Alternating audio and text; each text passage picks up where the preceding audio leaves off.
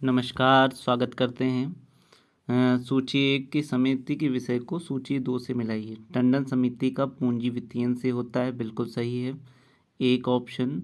राकेश मोहन समिति आधारभूत ढांचा विकास से है, बिल्कुल सही। नरसिम्हन समिति वित्तीय सुधार से है, 3 सही है। ओंकार स्वामी समिति औद्योगिक से है। तो it is mean 1 2 3 4 option number see it is the correct option. Next 77। दीर्घकालीन शोधन क्षमता इंगित होती है, तरलता अनुपात से नहीं, ऋण क्षमता अनुपात से होती है, बी सही है, बाकी सभी गलत हैं। नेक्स्ट है संचालन की राशि क्या होगी। विक्रय इतना है, सकल लाभ इतना है और शुद्ध लाभ इतना है। तो सकल लाभ में से 3300 से हम 500 घटा देंगे तो कितना बचेगा, तो हमारा 2800। 2800 is the correct option A. तो ए हो जाएगा। यदि दिया हो चालू अनुपात 2.5, त्वरित अनुपात 2.5, कार्यशील पूंजी अनुपात। कार्यशील पूंजी का अनुपात होता है current assets minus current liabilities equal to working capital. अब करंट असेट्स और करंट लायबिलिटी का आपको दिया है, देखो इसका 2.5:1। तो यहाँ पे इसको 2.5 रख लो, x minus 1x equal to 30,000। ठीक है, तो ये हो जाएगा 1.5x इक्वल टू 30,000 डिवाइड कर देंगे तो x इक्वल टू 15 मतलब 20 आ जाएगा। x किसकी वैल्यू है, 1x है करंट लायबिलिटी इक्वल टू 20,000 आ जाएगा। चालू अनुपात पर निम्नलिखित किस लेन देन का प्रभाव नहीं पड़ेगा। मशीनरी के नगद क्रय पर जो कैश है वो हमारी कम हो जाएगी, इसलिए इफेक्ट पड़ेगा। तो ये नहीं पड़ेगा, ऑप्शन में गलत है। मोटर कार में नगद क्रय विक्रय करेंगे तो कैश भी बढ़ जाएगी, करंट असेट पे इफेक्ट पड़ेगा। अधिमान अंशों का विमोचन करेंगे तो कैश का पेमेंट होंगे। बीआर की वसूली करेंगे तो कैश इंक्रीज होगा और बीआर डिक्रीज होगा, दोनों ही करंट असेट्स हैं। It is the correct option D हो जाएगा। यदि 8 लाख रुपए के पूर्णदत्त अंशों को निर्मित करके 7,20,000 की एक मशीनरी क्रय की जाती है तो शेष 80,000 डेबिट होंगे। तो शेष 80,000 जो होते हैं अंशों के निर्गमन पर छूट खाता से हो जाएंगे। It is the correct option D जो है वो सही हो जाएगा।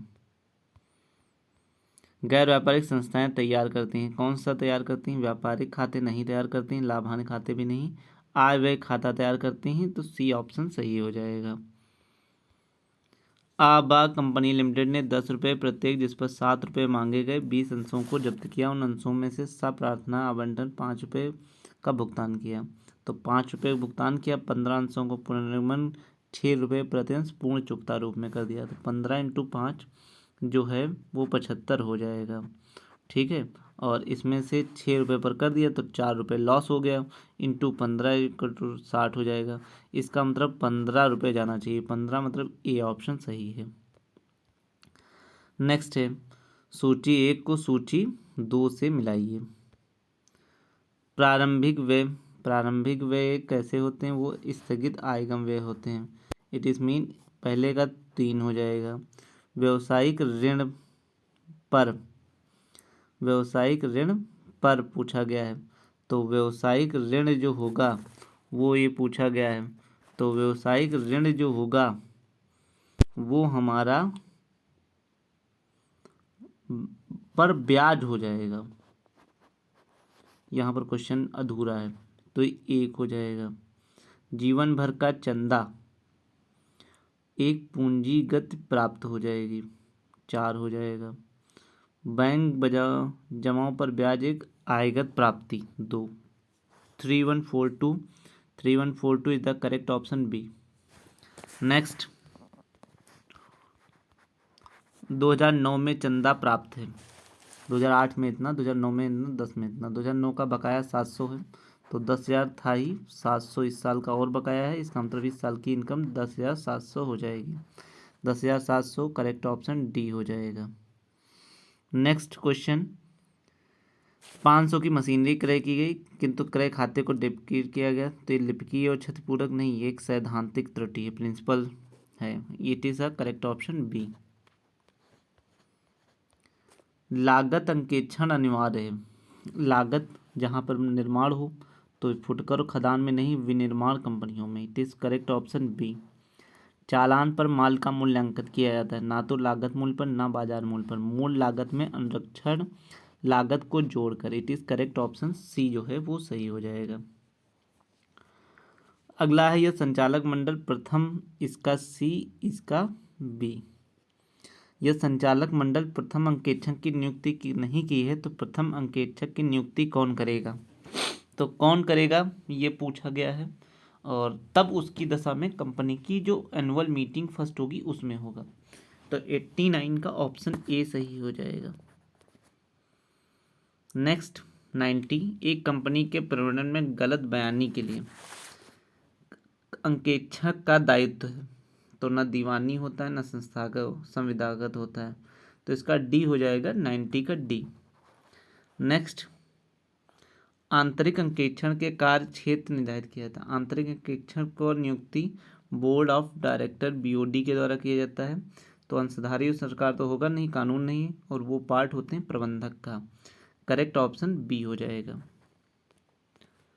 सत्यापन का तात्पर्य है रोजनामचा खाता बही का परीक्षण नहीं, संपत्तियों के भौतिक विद्यमान तथा मूल्यांकन के परीक्षण से। सी ऑप्शन सही है। नेक्स्ट, गलत आधार पर किया गया संपत्तियों का मूल्यांकन। गलत आधार पर किया गया, तो गलत आधार पर इसमें कौन करेगा? तो जब गलत आधार होता है तो तकनीकी और क्षतिपूरक नहीं होती, वहाँ पर एक सैद्धांतिक होती है त्रुटि, तो डी ऑप्शन सही हो जाएगा।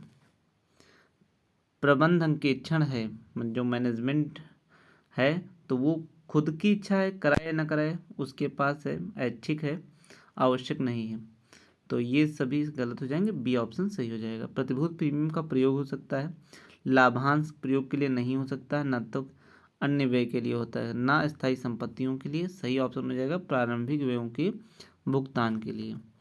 नेक्स्ट क्वेश्चन 96, कंपनी का प्रबंध संचालक नियुक्त किया जाता है कंपनी के रजिस्ट्रार के द्वारा नहीं, अंशधारियों के द्वारा नहीं, प्रथम संचालक जो होगा वो प्रवर्तक के द्वारा।